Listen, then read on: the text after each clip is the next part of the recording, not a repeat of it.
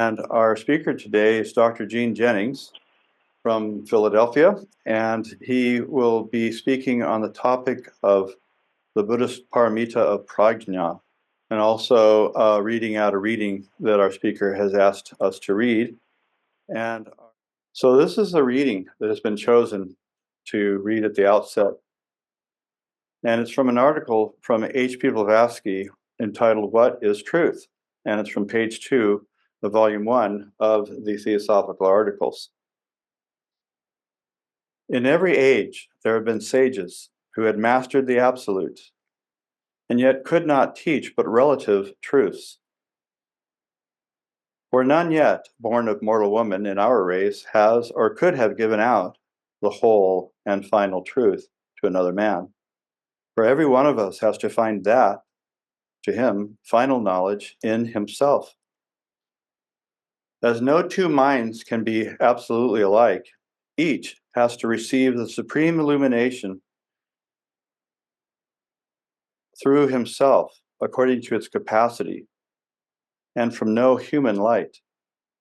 The greatest adept living can reveal of the universal truth only so much as the mind he is impressing it upon can assimilate, and no more. In proportion as our consciousness is elevated towards absolute truth, so do we men assimilate it more or less absolutely. Still, each of us can relatively reach the Sun of Truth, even on this earth, and assimilate its warmest and most direct rays, however differentiated they may become after their long journey through the physical particles in space. On the plane of spirituality, to reach the Sun of Truth, we must work in dead earnest for the development of our higher nature. We know that by paralyzing gradually within ourselves the appetites of the lower personality, and thereby deadening the voice of the purely physiological mind, that mind which depends upon and is inseparable from its medium or vehicle, the organic brain, the animal man in us may make room for the spiritual. And once aroused from its latent state, the highest spiritual sense and perceptions grow in us in proportion and develop pari passu with the divine man.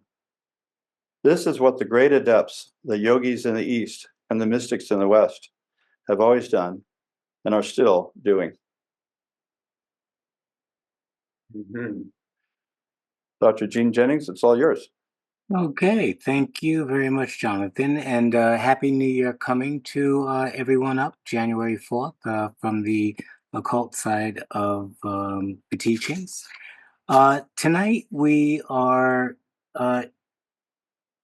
challenged with trying to bring a little bit of understanding to what Prajna Paramita stands for, what it represents, and what it might look like in terms of accomplishment. For those that are familiar with the voice, obviously, this is from the chapter of the seven portals, and the paramitas are the beginning, middle, and end of the entire path. They are the spine that runs through the entire evolutionary journey. Whether we shorten that journey and accomplish that awakening in relative degrees within a short period of life, or whether we've got to journey that entire cycle of 411 trillion plus years to finally wake up. And when we say wake up from the Prajna Paramita perspective, that is really waking up to the fullness of ourself. HPB tells us in the Secret Doctrine that the end result of Prajna is the total awakening of the monad to its condition. The wisdom that is within it is assimilated, it is embraced, and one literally becomes that. If we were talking in the Gnostic tradition, we would be talking about putting on the robe of truth. If we were talking in some of the other traditions, each has their vision of what Prajna Paramita is. And so we'll mention some of that in a moment. Again, Prajna is the seventh, and the little banner reading that was part of the invite says Prajna, the key to which makes of a man a god, creating him a bodhisattva, son of the Dhyanis. And also from the voice, behold, thou hast become the light, thou hast become the sound, thou art thy master and thy God, thou art thyself the object of thy search, the voice unbroken, the seven sounds in one. And if we put that little banner quote together with the introductory reading, the entire path has been laid out for us. It's just a matter of appreciating what's been given to us in the words that have been used.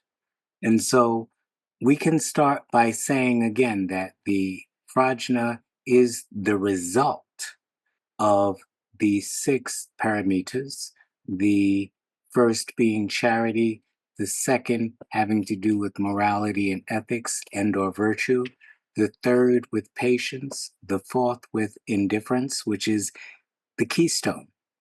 And that second portion, illusion conquered, truth obtained, recognized, embodied. That means that something significant has happened. Then we begin our meditation in terms of dhyana, and somehow that then takes us to, if it's done correctly, the state or stage of prajna. Now, we can look at prajna in terms of prajna paramita from the Mahayana system, because again, they have their 8,000 line sutra on prajna paramita, the perfection of wisdom, the totality of wisdom, the supreme wisdom that contains all other wisdom. End of story. We can also look into, as HPB has shown us through her writings, all of the other traditions, those that have to do with the Brahmins, those that have to do with the Hindus, those that have to do with the Gnostics, those that have to do with the Eastern and Western Kabbalahs, those that have to do with the, excuse me, the Rosicrucian sect, those that have to do with Yakoburma's theosophical tradition, those that have to do with the ideas of magic, those that have to do with the Chaldean and the Persian traditions. All of them have their version of wisdom. And so we can look at each one of those. I mean, that is part of the second object of the Theosophical Society. And we can come to an understanding of what aspect of wisdom they present, or we can look at it from HPB's perspective of wisdom. And she suggests to us that that totality of the monad is a reflection of absoluteness in terms of its wisdom. She says all of that totality cannot be expressed in any particular form. So the best that we can do is have relative truth from a particular perspective when we are relating it to general traditions, unless we can cull all of them back together. As someone once said, the white light going through the prism needs all of the colors in order to restore itself. And so, if we are in time and space, we are typically associated with one particular color, one bandwidth, one window, one point of view, when in fact, all of them are necessary to appreciate the grandeur of wisdom. And so, HPB defines wisdom for us in line with some of the other traditions as being minimally twofold or threefold. There is the wisdom of the absoluteness in and of itself.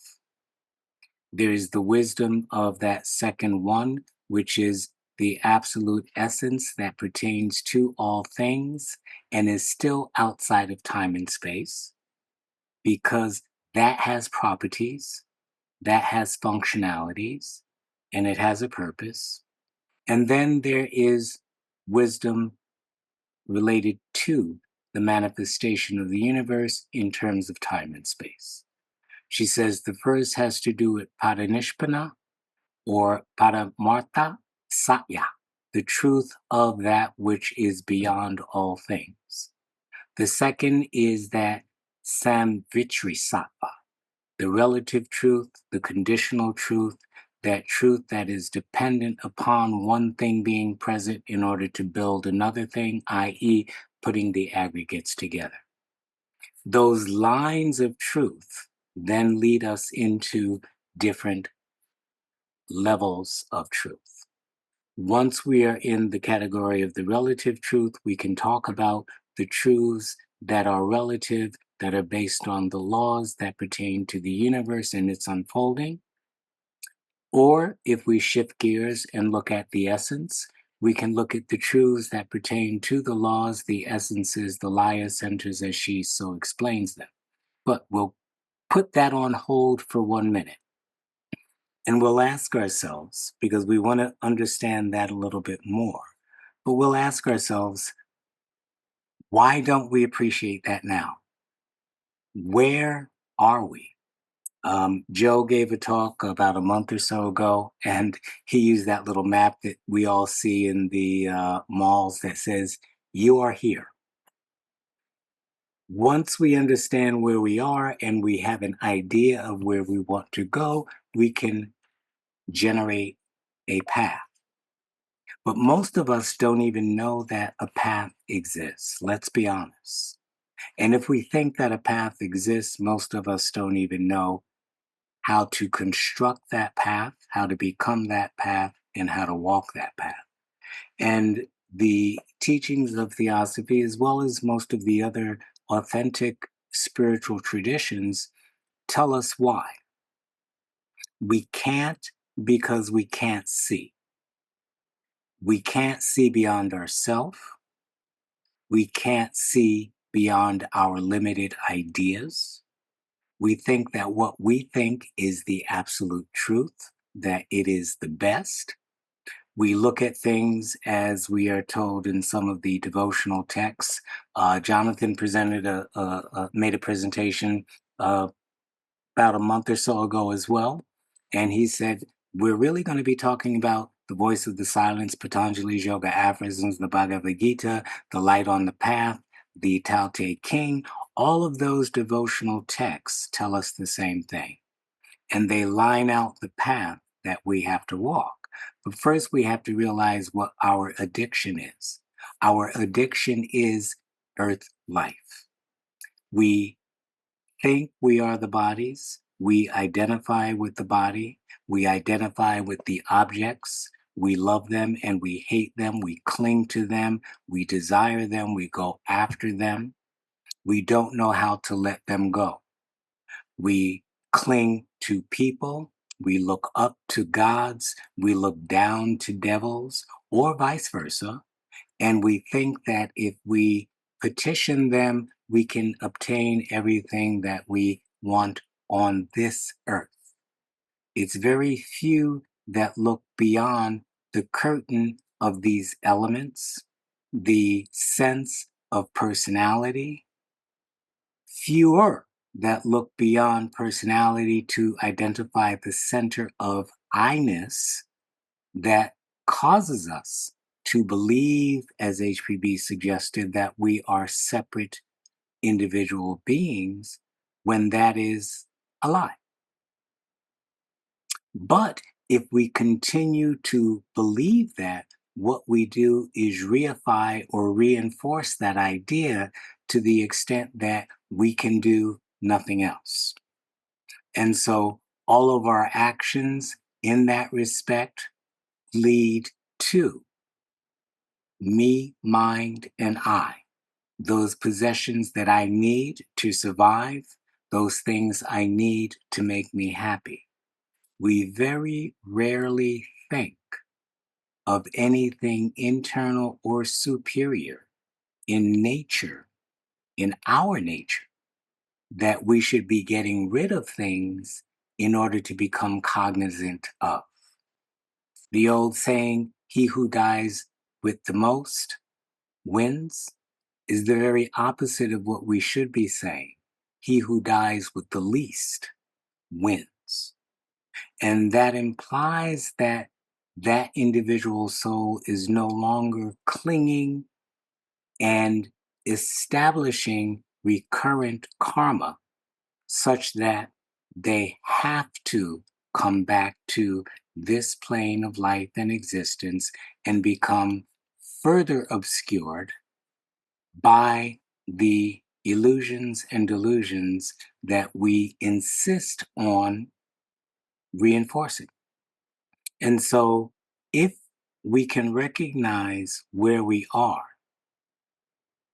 and we are studying the teachings of any tradition without becoming dogmatic about, which is another fault, believing that only your tradition is the one tradition.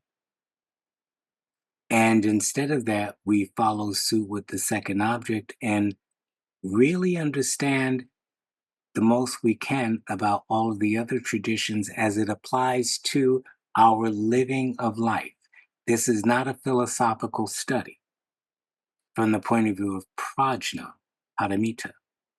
It is an actual experiential embodiment and awakening to the condition of what we really are, at the same time recognizing the instruments that we use that are not ourselves in order to do things for others. Prajna as that mountain peak, as the Tao Te King says, is also the base. Those that would lead must serve. They must become the very floor and foundation upon which everything else is built, which means that they are seen as the most inferior of things. And yet, within the truth of their being, they are, if we can use that expression, the most superior, transcendental aspect of all things. But because they are limiting their identity, identification, and pursuit of all things earthly, of all things psychic, they're not getting caught up in that trap. There are so many beautiful sayings in the voice of the silence about the fools climbing up the pole and just admiring themselves, thinking that they're accomplishing so much, and yet nobody cares. And so we are here means that we are recognizing what our conditions are, how delusional based our minds are, how our desires typically take us in the wrong direction, how our instinctive likes and dislikes from either a racial perspective or a spiritual perspective or a tradition perspective are the very things that hinder the full awakening of truth within our nature. And so once we really acknowledge we are here, we are usually doing that because we have come across something that makes us disenchanted with life. But before we get fully disenchanted with life, we might just say, if I'm here and this is all of my selfishness, and this is what keeps me going, revolving in the wheel of life and death, and keeps me caught up with karma, and I cannot make that objective to myself, but I am rather consumed in it, then I need to minimally begin to mitigate, as Judge says. And how do we mitigate the typical path that most of us find ourselves on that have to do with nothing but external objectivity? We mitigate it by minimally saying, let's be good. How do we be good? We can begin. Again, here we go with the paramitas. We can begin with generosity in whatever capacity. We can begin with trying to make the right decisions in terms of morals and ethics and not chasing after conditions, peoples, and things that are amoral. We can develop patience in terms of waiting for the traffic jams to kind of dissipate. Patience with ourselves, patience with life every day. We can become indifferent to the personal insults that we experience every day. We can become indifferent to the prejudice that we encounter every day. We can become indifferent to the hatred that we encounter from a personal perspective every day. But being indifferent does not mean that we do not act against amoral forces. We become indifferent as to the fruit, but we do what we can in terms of our greatest perception of harmony in terms of a particular situation. Wherever we are, there we do. From that perspective, we can become more internally meditative. We can begin that inward questioning, that inward path. And then we can calm our minds. We can get rid of some of that clutter.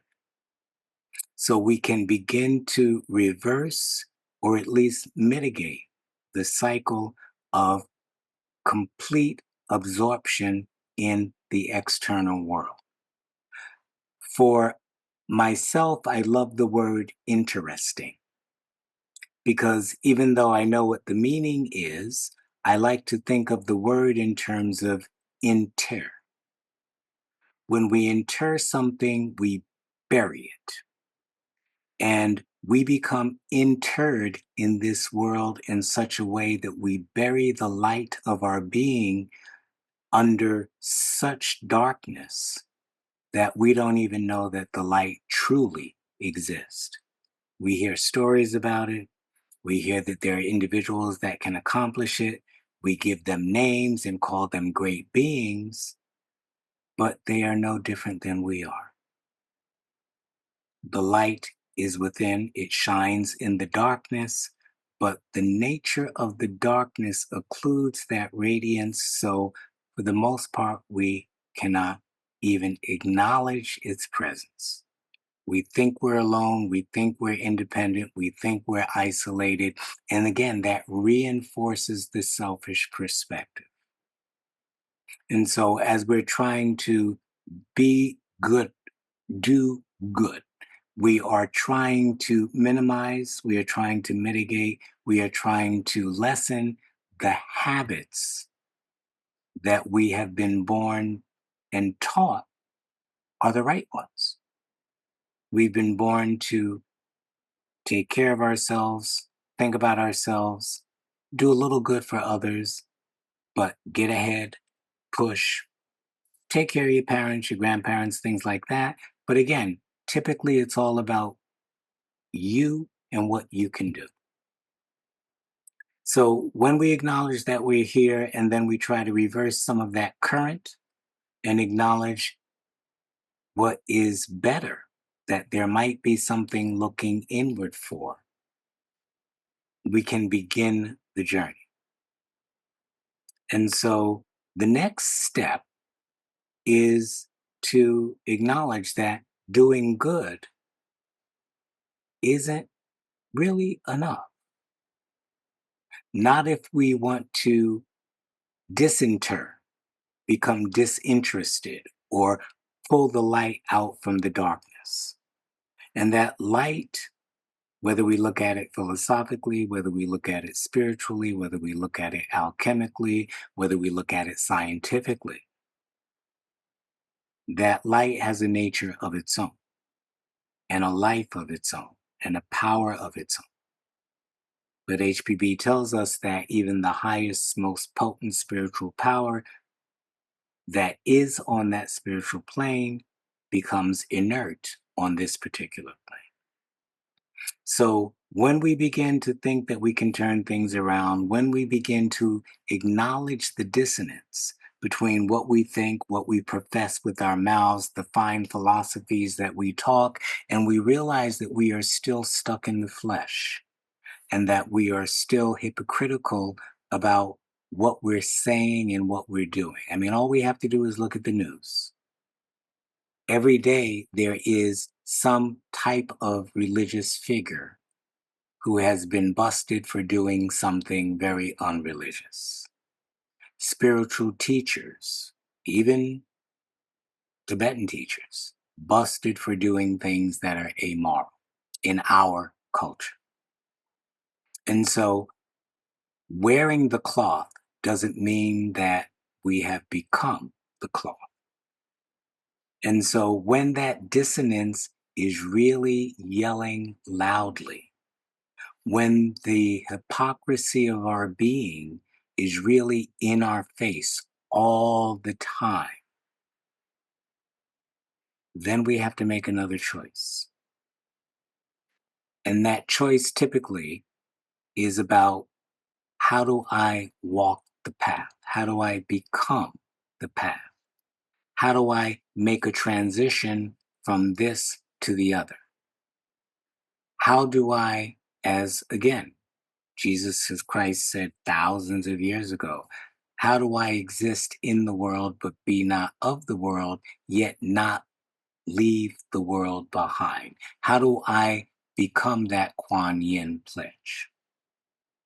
And so there is where if we used the Prajna Paramita Sutras and their paths of training and path of development, there is where we begin to, as they like to say, accumulate wisdom or knowledge, and that's lower, and merit in the expression of compassion, not for ourselves necessarily, but for all others and all of life. So those first two steps and stages where we are and recognizing, oh, I want to do some good, but then really hitting that third wall and recognizing that, wow, even doing this, I am still so empty, so hollow, so hypocritical. And this is self examination. This is a daily thing. Who am I? Where am I? What am I doing? What is my mouth saying? What is my heart saying in terms of this? That part they call the initial preparation. The second they call the accumulation, now that we are in some degree of distress and pain. And they have a wonderful way of saying it from the Abhidharma point of view. Part of their recognition is that they look at the skandhas and they realize the skandhas are put together and they fall apart. They examine the skandhas and they can't find any persons or any beings. And HPB mentions the downside of that in psychic and noetic action. We can analyze things away to nothing, but that's not the reality.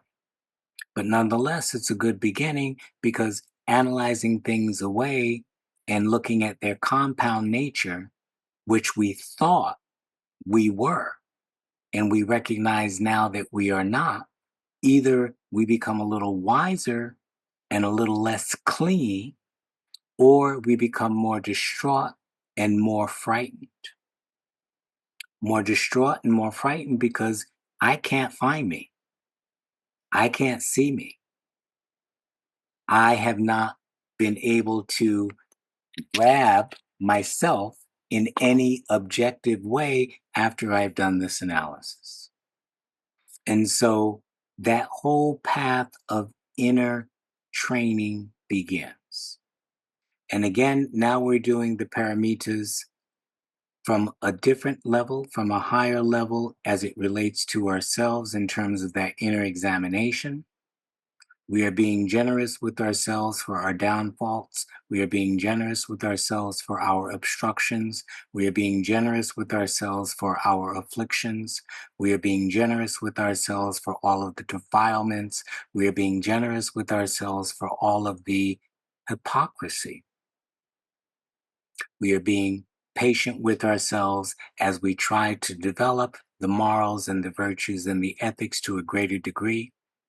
We are becoming indifferent in regards to our failings and continue to use that energy of perseverance, which we forgot to mention the other moment in terms of the virya, that dauntless energy that carries us from the abysmal darkness of ignorant indifference, giving up everything, thinking that nothing matters, thinking that the world is an illusion, so I don't have to do anything, and really identifying with annihilation.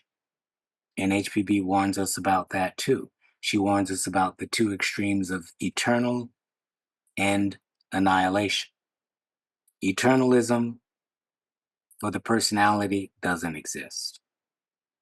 Annihilation does. And so if we get caught in that back and forth, then that energy is cut. It is short circuited, and there is nothing to seek. But if she continues with the pursuit, she finds that indifference, that virya energy, with the absence of all of those personal clingings, personal identifications, personal desires, personal wants, and things of that nature, now make way for clarity of thinking. Now we can use meditation to begin to examine even further and deeper our minds, our habits, our thought patterns, our instincts, our desires, the things that get in our way, as Patanjali tells us in Book One, the obstacles that includes the laziness, the sloth, the stupor, the desires that we can't get rid of, the failure to achieve a state of abstraction in meditation, and the failure to stabilize and sustain that state for periods of time. All of those are obstacles, the afflictions. We cannot get rid of our ignorance. We cannot get rid of our pride and or our sense of ego, me, mine, and I, different from you. Screw you. Let me take care of myself. We cannot get rid of those subtle desires. I need this. I want this. Or I hate this. I want to avoid this. And we can't get rid of our fears. I'm afraid of dying. I'm afraid of leaving. I'm afraid of losing. I'm afraid of not reaching my destination. I'm afraid of not achieving states in meditation. I'm afraid of not becoming an adept or whatever. All the illusions that we live in become less and less using those paramitas at that critical stage of annihilation versus eternalism for ourselves. And so we continue.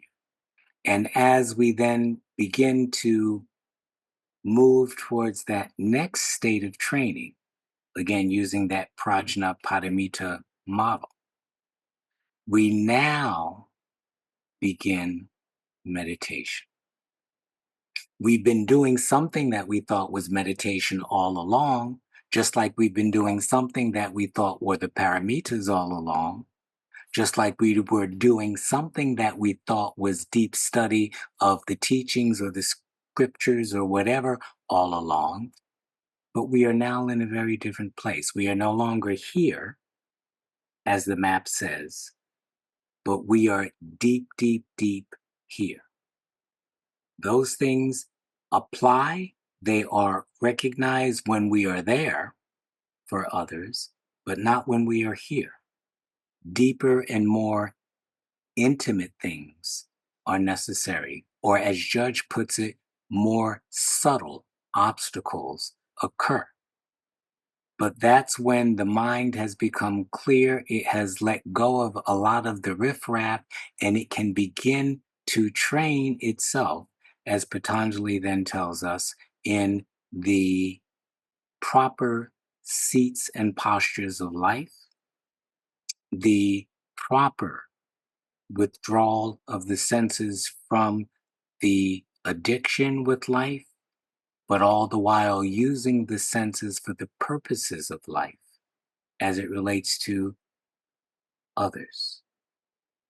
We can then begin to concentrate our mind on, as Judge says, every task that we do, but concentrating it not on specifically the objective task, but the light within the objective. So we're still on that path of the light, looking, searching. We're still completing outward tasks, outward duties, and there is no problem with that. It is simply being able to see through several veils at one time and recognizing how the pieces fit together and what the relationships are with those veils and how each supports the other. So doing one well brings the others in line as well. And so when we then are able to focus and hold that, so from pratyahara, if we use the 8 limbs of Patanjali, to the dhyana or the concentration, and then the meditation. Then we begin the abstraction of Patanjali, the abstract state of consciousness where we are now, as certain degrees of yoga point out, and we had Laura present some of that in her presentation on dhyana, we are now able to generate sanyama, the ability to become one with the object in such a way that either immediately or subsequently we have taken on the nature of the object to the degree that we understand things about that object. All of that has been prefaced by obviously a study, but what we study then gels within the meditative state, for better or for worse. We could meditate and study evil, and that will gel as well. But in this case, we are trying to get rid of things as opposed to accumulate more karmic garbage. And then there comes a time in the meditation where illumination begins. And last year we had a presentation on some of the saints and the stages of illumination and how that light begins. In Theosophy, the key to Theosophy, she talks about the monastic Taijasi and the Buddhic Taijasi, the inner lights that begin to reveal the inner subjective truths. It's not a dream, it's not a woozy state, it's clearer typically than our states of objectivity. The intensity of the light is unique in and of itself, and that light has force and that light has power. And so when that light is taken into our meditations and we are examining the personality, and that light literally, as a fire, burns up all of the garbage, we can only be left looking at the real as it relates to our nature, as it relates to objectivity, as it relates to our minds. And so the voice tells us we separate out the body, we separate out the lunar body, we separate out the mind, and we make clean the heart.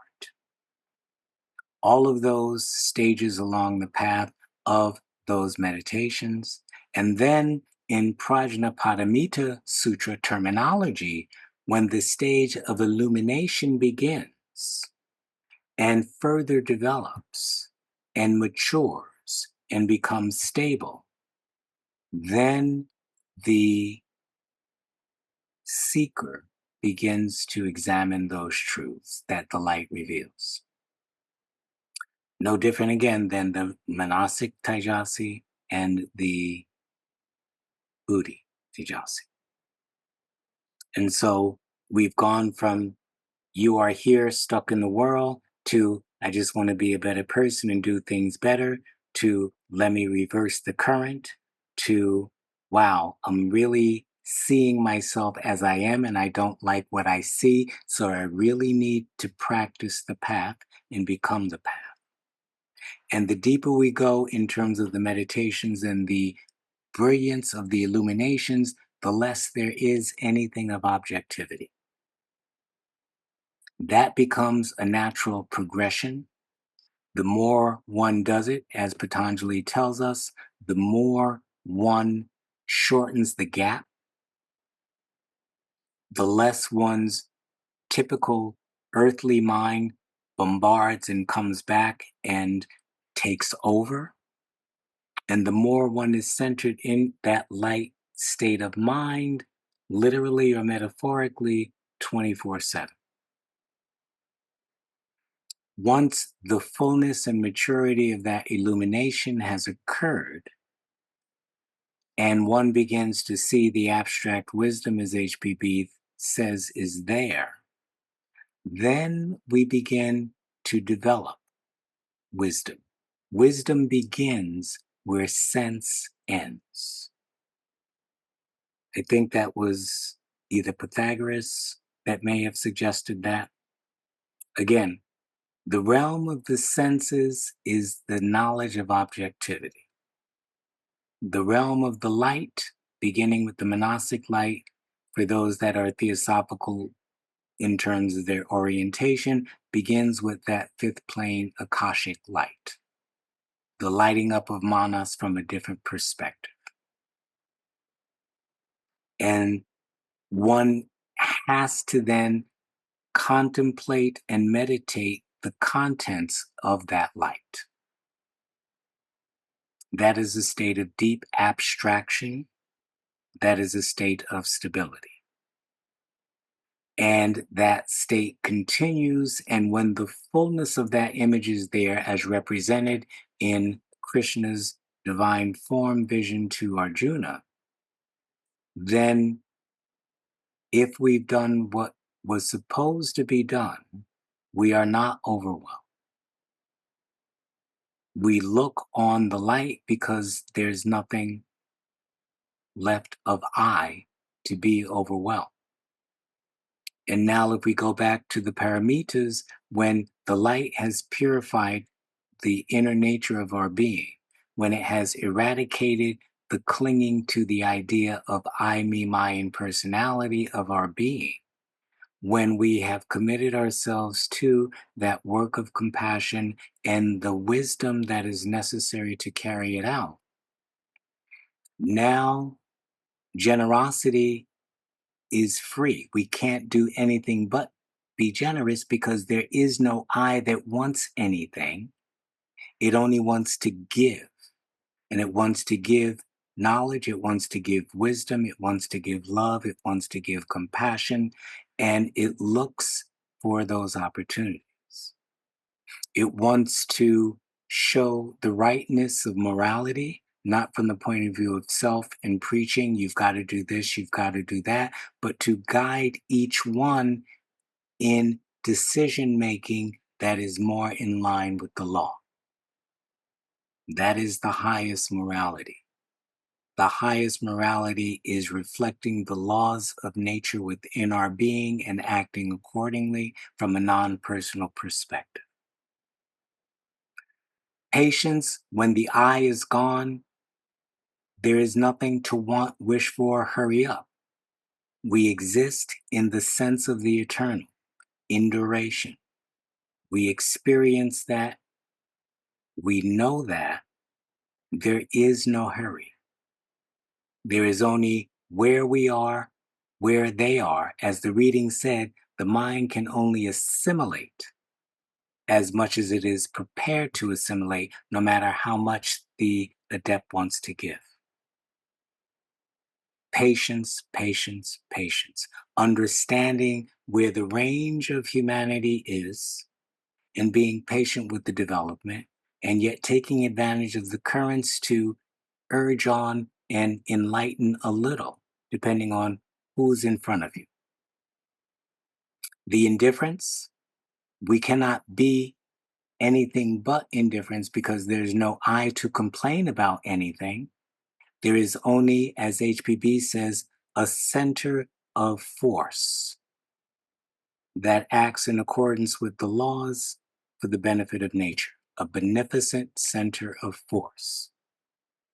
That's in her article, Occultism and the Occult Arts. When the I is gone, there is only that mere center of force. And that center of force is the eternal energy that, resting on patience and indifference, will get us anywhere that we need to be.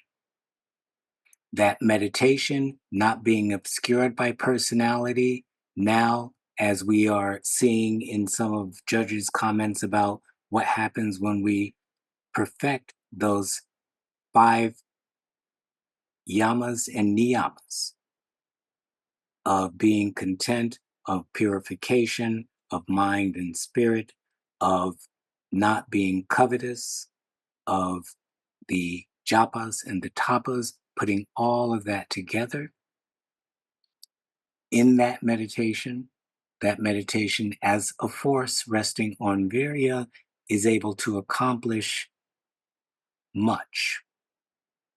But now we come to wisdom. And the question is then, what is the wisdom?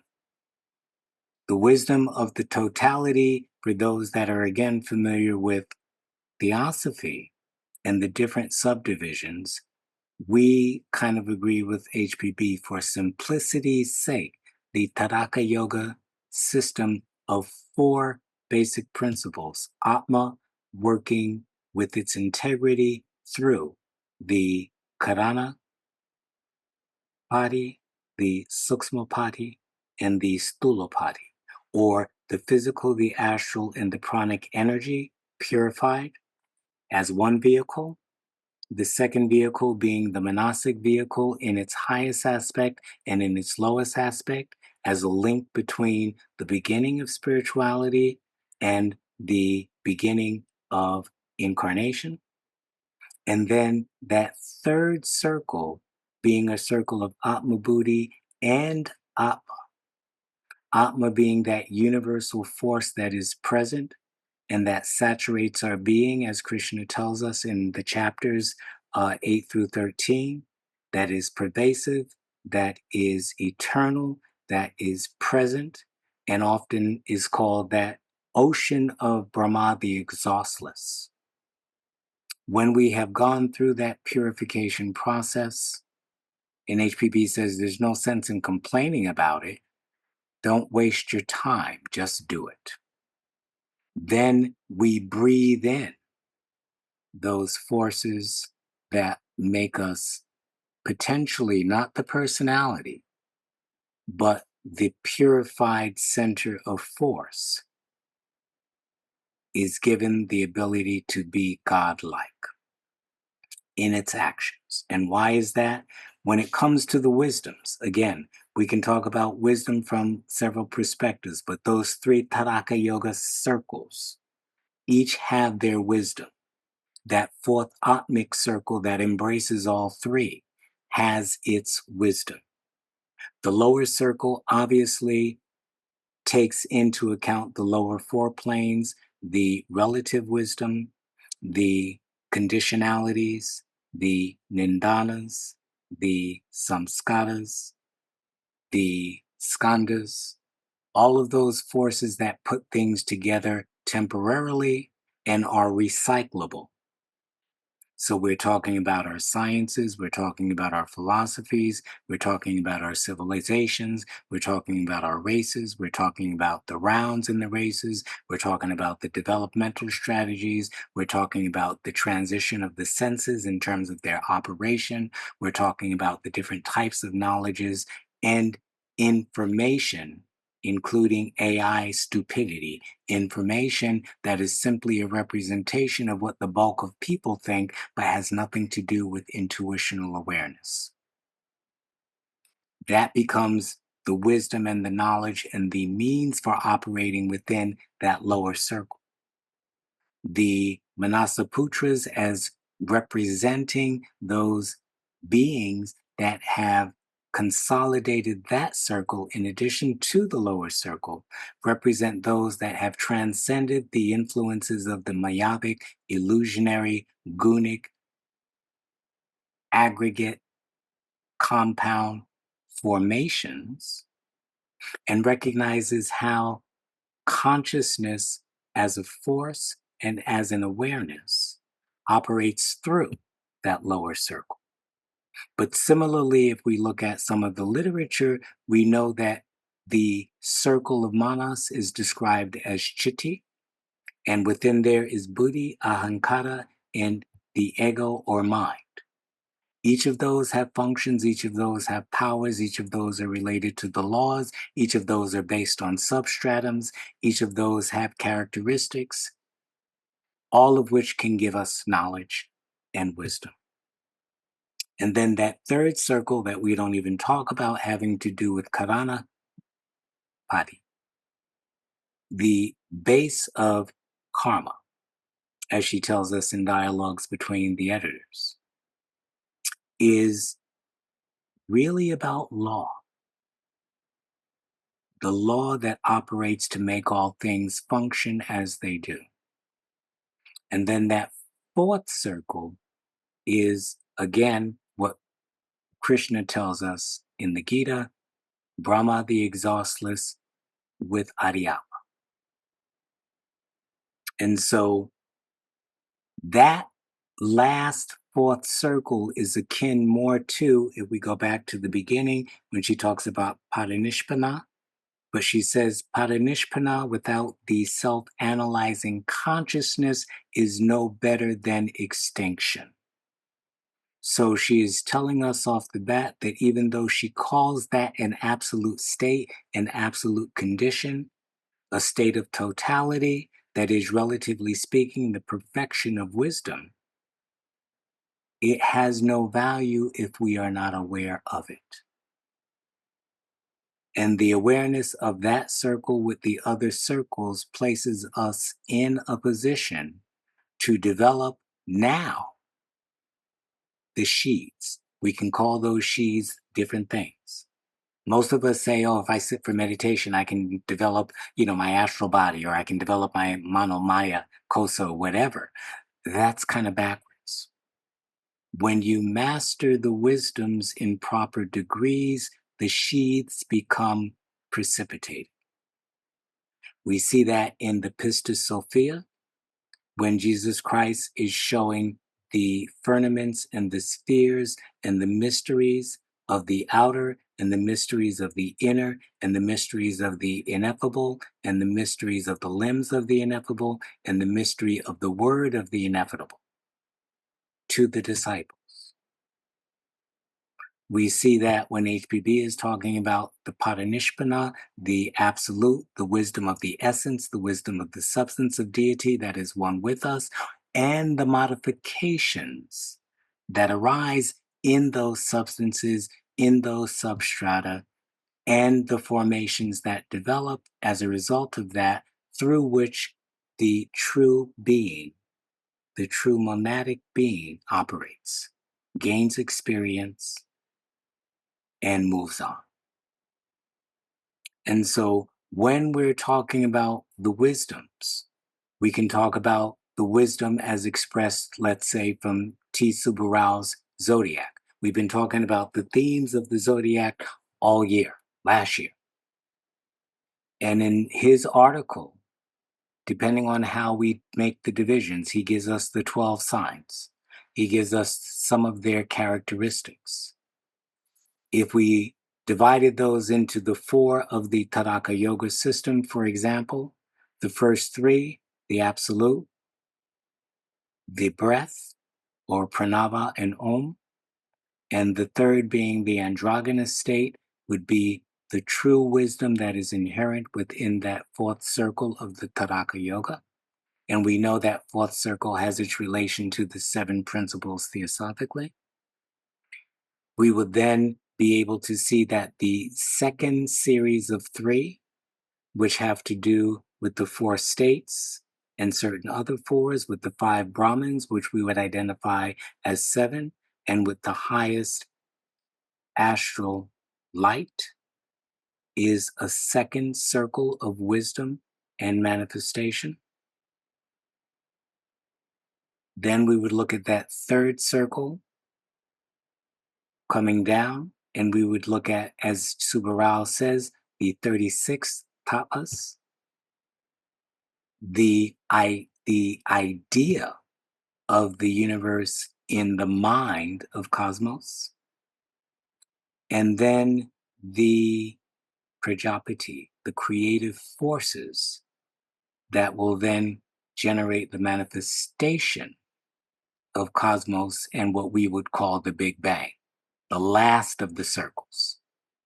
And in that last circle, he talks about the lokas, the talas, the elements, and the shape of the universe in manifested form.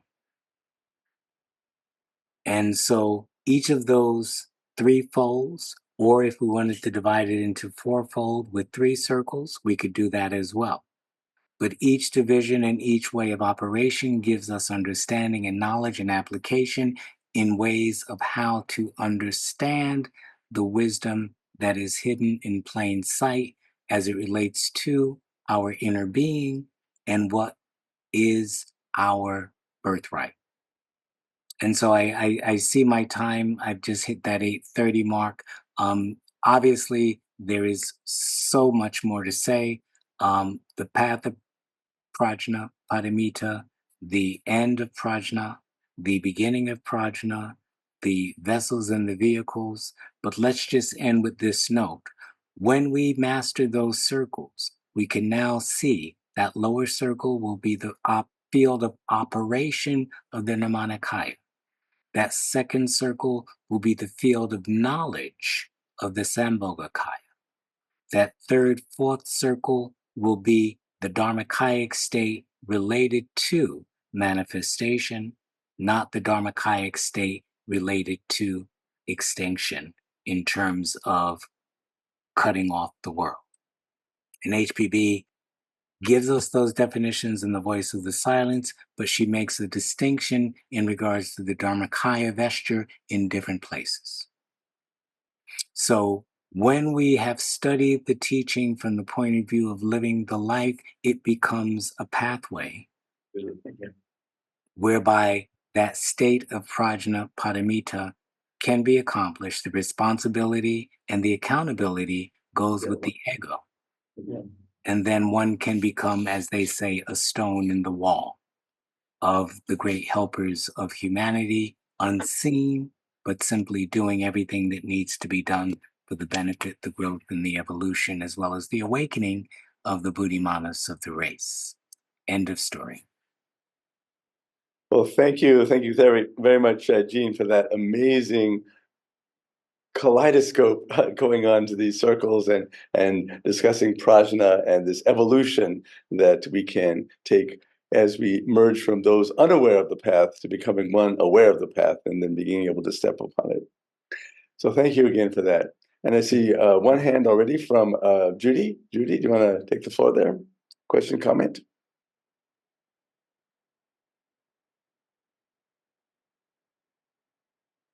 Or are you muted, Judy? Oh yeah, she is. Judy, you need to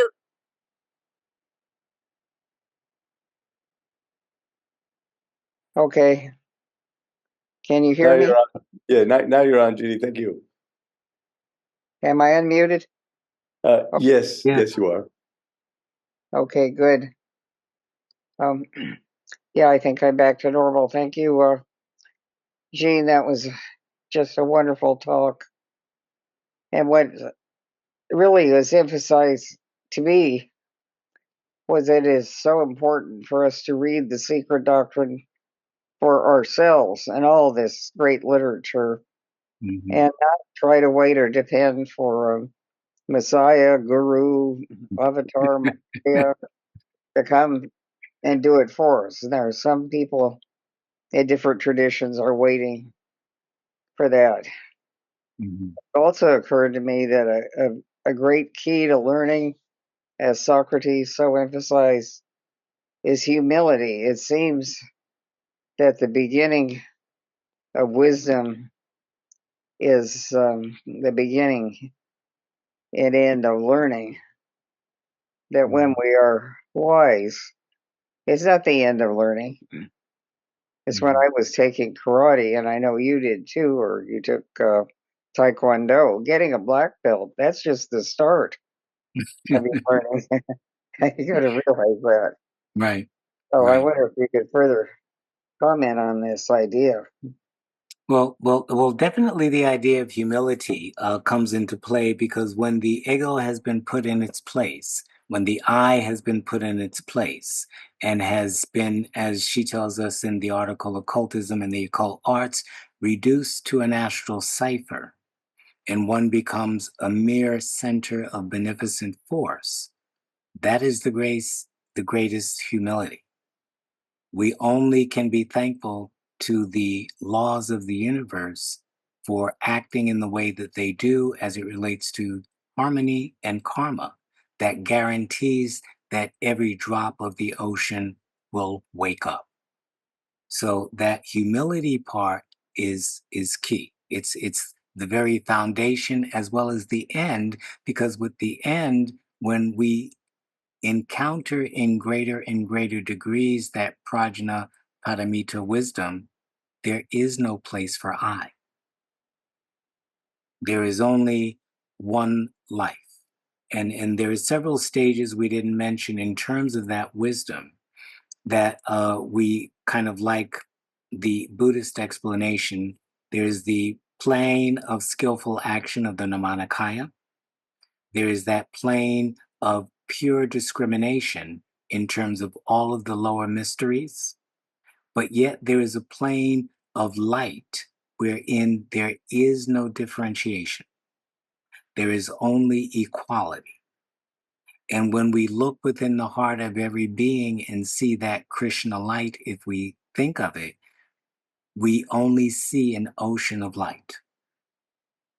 No separateness, no me, mine, and I. Yes, we function from the point of view of that individual center in life because you can't go to the bathroom for me. So we have to do what we have to do with the vehicles that we have. But within that unity of life has so penetrated and saturated that we are not making the typical discriminations that most people make every day. And then, in terms of the other comment that you made, it brings to mind a statement that Patanjali says in book 2, I think, or book 1 towards the end, where he says that even though the universe ceases to exist for the one who has acquired wisdom, it continues to exist for all others because there is a common cause. And so, even though we can be in that state, which resonates very much with HPB's statement in terms of the reading, in every age there have been sages who had mastered the absolute and yet could teach but relative truths. Being in the state and appreciating that state, even if it's simultaneous with our everyday activity, we can still only speak one word at a time. And therefore, we can only deliver truth to the degree that each of us have it one word at a time. And so there is a great humility there. There is the absence of I there. And yes, because each one has to do it for themselves, again, from HPB's reading, um, it has to be done individually. We can confer and test what we have come to realize with others. But until a certain stage is reached, there is no becoming the other. So again, all of these things are very important in terms of that path that leads to Prajna Paramita, which is why all of the other paramitas are essential. We would also add that another wisdom that they speak about are the wisdoms of the Bhumis in the Tibetan Buddhist tradition. And the Bhumis are levels of light that have to do with joy, and joy represents the recognition of the light, which then makes one happy because one recognizes one is really not missing the path, but approaching it correctly. Then there is the stainlessness because of the joy that one continues to perfect the paramitas and the purity of one's nature. And then there is luminosity and then radiance, which indicates further light that is being shed from within without. And we know what HPB tells us, that the divine instinct that is latent in every being that awakens to this wisdom is typically obscured, covered over, hidden, buried deep, and dead within us until we begin this process. So those ideas of humility and having to read the secret doctrine, study the secret doctrine, assimilate the secret doctrine, and we like to say to ourselves, become the ocean. Because in truth, with our Atma Buddhic nature, that's what we are.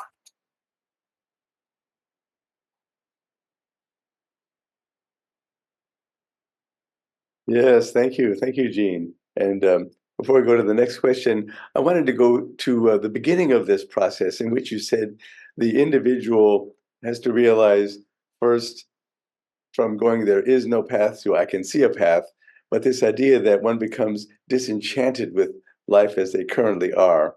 Now, one thing in the 12-step Alcoholics Anonymous world, they talk about hitting bottom. Would you say that this disenchantment with life is very much like that process for the alcoholic? Definitely, we can say the disenchantment is like a hitting bottom because remember that we've been taught, instructed, and reinforced to believe that this world has everything that will make us happy. And when we begin to wake up little by little, we see people suffering. We see the ones we love die. We see them sick, and even though we're doctors, we can't help them. We see people lie. We see people doing bad things and getting away with it. None of that makes us happy. We begin to ask because there is a dissonance going on. There is a pain that is arising. And even in regards to the teachings, can we simply read the words over and over and be happy with the words? Or does there become a quiet unsettling? I've said this so many times, but I don't know what it means. Although I explain what it means, I don't know it. And so, further, there's an inward quiet discontent. The world can't give you any of those answers, it doesn't have those answers. And so we can only be turned in on ourselves to seek and realize, again, as the Buddha said, if we use the Buddhist terminology, all is suffering. If we fall in love and we're happy, we're going to suffer because somewhere along the line, we're going to be separated from the one we love. Death is going to occur, circumstances are going to occur, we're going to fall out of love. If we have something that makes us happy, we're going to suffer when we end up losing it. If we have something that we want to attain and we can't attain it, that's going to make us suffer. So everywhere around, there is a flower with a serpent coiled. Yes. That serpent coiled is, in another application, the suffering, the disenchantment, the seeing through the Wizard of Oz, realizing that he's only an old man, littler than me, behind the curtain pulling levers that create magical illusions, and he has no power. And so those inner awakenings and disenchantments, and, we could say, even from a theosophical point of view, historically, everyone was waiting for 1975. Everyone was waiting for Godot, if you've heard the story. Yes, waiting for Godot, yes. But Godot didn't show up in the way people were expecting. And so people got disillusioned because they were looking for a leader as opposed to a teaching that would set them free. As Judy said, we've got to do the work ourselves. One person's enlightenment does not shed its light on another unless it is through actions and words that inspire an awakening and demonstrate the dissonance. So hitting the bottom is like that degree of despair that shakes us up and has us ask the questions that are necessary to begin the work. Mhm. Yes, thank you. Thank you. That's relevant here in San Diego to our upcoming Wednesday night talk where we're introducing theosophy to beginners. So they'll be gently getting to that place of disillusion. So we have a question here in the lodge. Jonathan. Oh, sure. Maybe I'll just be here for a second. Hi, Gene. Wonderful talk. Thank you so much. So you mentioned kind of towards the outset that really, when you're talking about prajna, it's not so much something you philosophize about, but instead it's experiential. And I was wondering if you could relate that to the idea of that it's a kind of wisdom that makes a person the son of a bodhisattva, the way it says in the Voice of the Silence. Thank you. Okay. Can we relate that to the son of a the bodhisattva, godlike son of the dhyanis? And Oh. and uh and yes, I mean, and if we're doing the SD work and we go to 571, volume 1, we have the lineage of how the Vajrasattva the Vajrahata give rise to the Vajrasattva, that gives rise to the Dhyanis, they give rise to the Bodhisattvas as forces of intelligence, presence, and being, or as HPB says, a mere center of force, intelligence, and virtue. And so when we are doing the return work, when we are getting rid of everything that is not the monastic light of our being, similar to the article on genius. Genius is not about knowing things. Genius is the state of the light of the higher shining fully as a full moon on the lower incarnated light ego. When that light is shining in the darkness as a full moon, and we are assimilating the powers that are inherent within the dhyanis. There is a direct relationship there in terms of those dhyanis or those archangels or those centers of force, or however we want to word the ideas that we then, on the one hand, assimilate, but on the other hand, think of it this way. As we get closer and closer to the sun burns off everything that is not like its nature. And so there is a balance point where we don't go into the sun. There is a quote in the SD where she speaks about the light in the heart and how it moves through and leaves through the brahmacharya chakra or the ajna chakra, depending on which words and systems.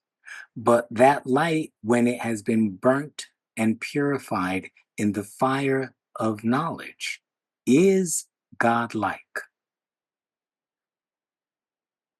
All of our training, all of our preparation, all of our walking of the path with awareness and consciousness, knowing what to look out for, knowing what to get rid of, knowing what not to cling to, takes away everything that is not essentially us. And what are we? We are that child state going back that is spoken about in the voice of the silence with knowledge. Or as HPB says in The Secret Doctrine, it is the monad having assimilated all of the experiences that are of a higher divine nature and being able to use that knowledge in the furtherance of its evolution. And so the son of a Dhyani or the son of an angel or the son of a god, or however we want to look at it, simply means that now, to use a metaphor, we are the sun. As the voice reading says, let's go back to that. At the end of book 1, what does it tell us? And now, nope, that's not the end. Okay, yes, here we go. Page 23. Behold, thou hast become the light. And for myself, I put re-become the light. We are going back consciously to the source of the light, which is the source of power. The 7 rays of the sun are the 7 powers that HPB talks about and Subarao talks about in The Secret Doctrine: the Jnana Sakti, the Parasakti, the Icha Sakti, the Kritya Sakti, the Kundalini Sakti, the Mantra Sakti, all in one. And so it says, thou hast become the sound, thou hast become the light, thou art thy master and thy God. Thou art thyself the object of thy search, the voice unbroken, eternal, that resounds throughout eternities, exempt from change, from sin, exempt, the 7 sounds in one. That is the son of a Dhyani, in full awakening of the mastery of those lower 4 planes, which is that 3rd circle superimposed upon the great 1 circle of the Taraka Yoga system. That is the master of the sublunary mysteries, in a way of speaking. So that son of the Dhyanis means that we have achieved a certain degree of immortality, a definite degree of responsibility, a definite degree of accountability. Our job is not to ourselves. Our efforts are not to ourselves. We have gotten rid of I. We have gotten rid of personality to the greater degree and minimized it to such a degree that we are, as she says, a mere center of force working in the world for the good. And that force is godlike with its intelligence and acknowledgement of the law. Well, thank you for that reminder about that center of force as the thing that we can identify with and become. That's that question, Jonathan? Yeah. And Jean, we have one comment in the chat, and then I see Desiree too. So the comment in the chat says, "Can you say?" It's from Eileen B. "Can you say more regarding the relationship between the 7-fold nature of man and the total awakening of Prajna?" Then she adds, "As we have read in our theosophical studies, it is through persistent study, meditation, and devotion to the higher self that the psychospiritual centers in man slowly unfold in their nature and proportional order on the higher planes of matter." So she's wondering about the relation between the 7-fold nature, the septenary nature, and Prajna. Okay, so the relationship between Prajna in terms of the totality of Prajna as supreme wisdom, or I love the term that the Buddhists use, the perfection of wisdom. And when you put that in the same sentence as the centers of our psychophysiological being, or even of our astral being, there is such a gap that we've got to cover the ground, because the full perfection of Prajna, remember, begins with Parinishpana and Samvitrisattva, the absolute truth and the relative truth. We saw that with Subaral going from the absolute to the breath or the motion that is an expression of the law that is coeval with the absolute. And then the androgynous condition that eventually gives rise to difference. That is at the top. That is the acknowledgement or the source of that 12-fold, is the acknowledgement of the perfection of wisdom. Now, when we come down to the human plane, let's follow Subaral for this, just to demonstrate the gap. We're moving from that absolute breath, that absolute motion, those inherent laws, all as knowledge and wisdom, down through the four states of the universe in terms of cosmos, in terms of the Padavak, if we want to use that expression, the Pashyanti Vak, the Madhyamika Vak, and then the Vak or the gross.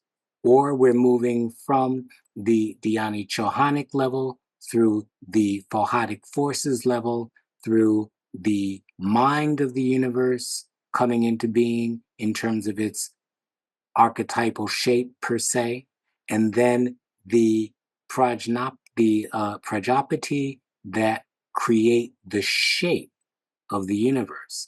Now we're down to the level of lokas, talas, and elements. And the elements create the lower forms based on the astral.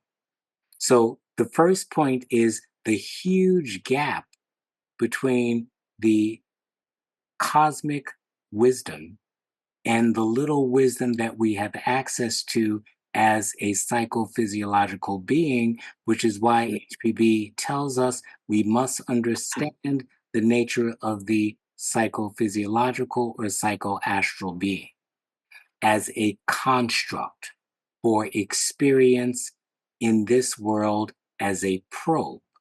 But the real aspect of our nature is the light, and that light is superior to the 7 centers in our body, or the 7 centers in the astral body. Because remember, the light as the incarnating ego comes first.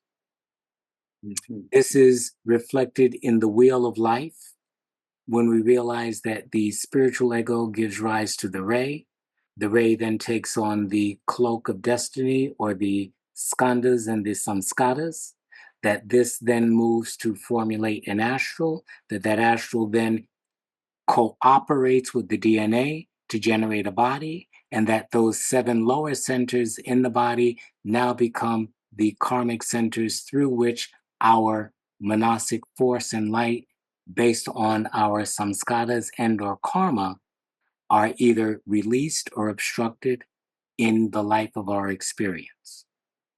But if we forget about that gap and we start from the lower end, then yes, we can talk about the 7 centers of our being. We can talk about the glands of our being. We can talk about purifying them. We can talk about trying to bring energy into them if that's where we want to go from the psycho-mental perspective.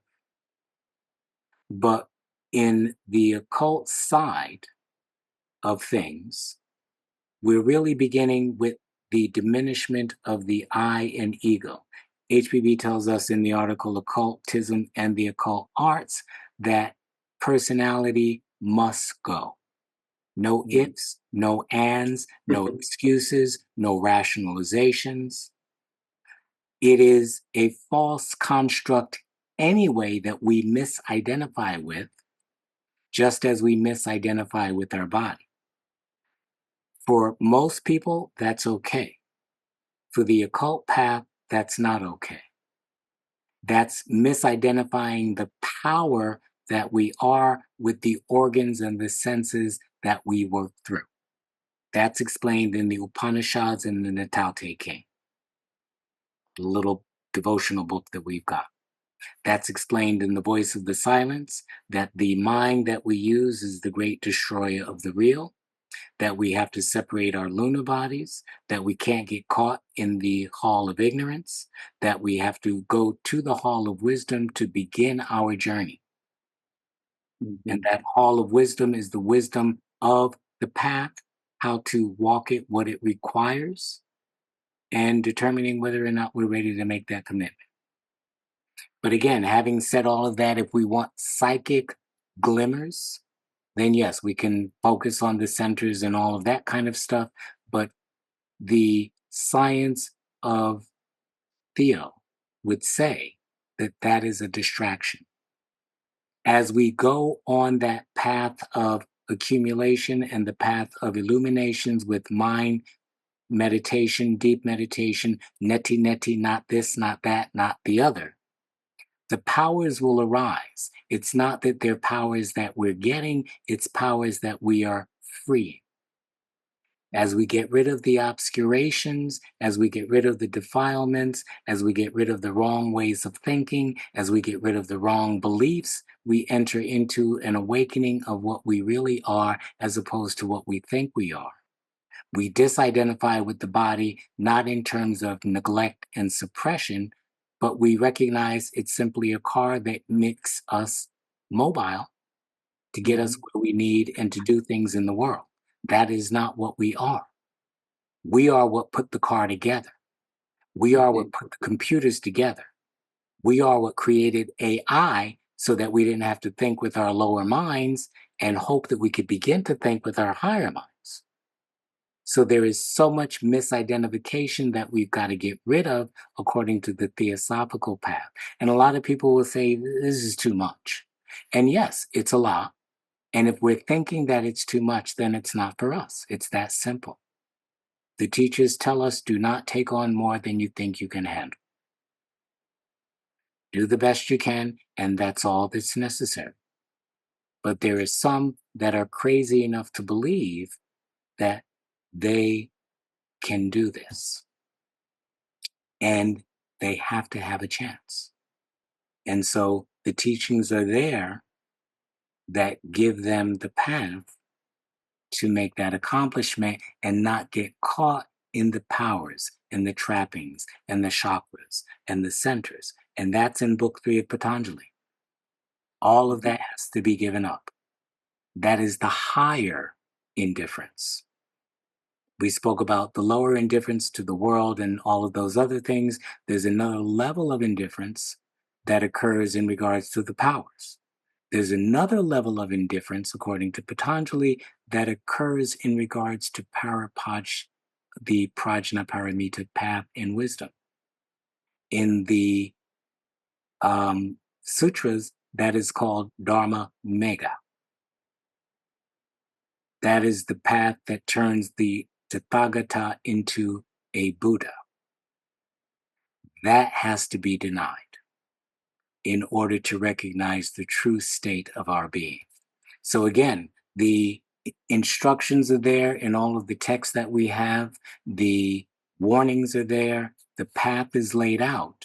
We just have to take them seriously and begin the journey. And thank you for that, Gene. Yes, we do have to take things seriously. And it's a lot of sacrifice, renunciation, and ability to, as they say, no pain, no gain. Go through these difficult things and allow the lower ego to die off, to be paralyzed. Well, thank you so much. Can I just say one thing before we go? Yes.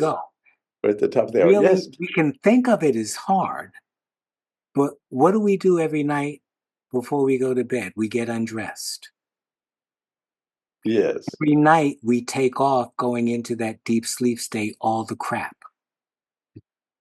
It should be the easiest thing in the world to undress the bogus part of our appearance that is not real.